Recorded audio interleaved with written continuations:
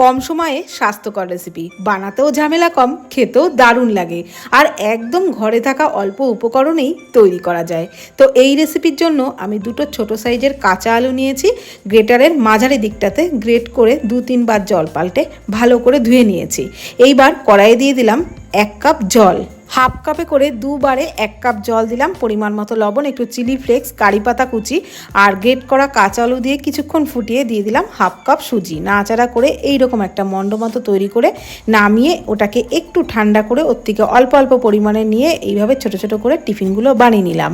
এইবার এগুলোকে ভাপিয়ে নেব। তার জন্য কড়াইয়ে অল্প জলের উপরে ছিদ্রযুক্ত থালা বসিয়ে তার উপর একটু তেল ব্রাশ করে নিয়ে টিফিনগুলোকে দিয়ে ঢাকনা চাপা দিয়ে 7-8 মিনিট ভাপিয়ে নিলেই কিন্তু এগুলো রেডি হয়ে যাবে। ততক্ষণে চাটনি বানিয়ে নিচ্ছি।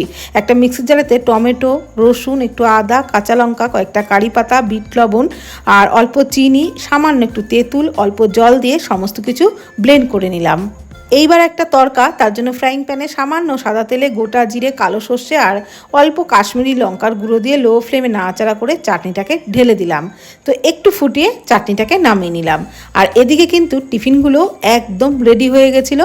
তো ফ্রাইং প্যানে আরও একটু সাদা তেলের মধ্যে কালো সর্ষে আর সাদা তিল দিয়ে ওই টিফিনগুলোকে দিয়ে নাড়াচাড়া করে হালকা করে একটু ভেজে নিলাম। চটপটা টেস্টের জন্য একটু চাট মশলা দিয়েছিলাম।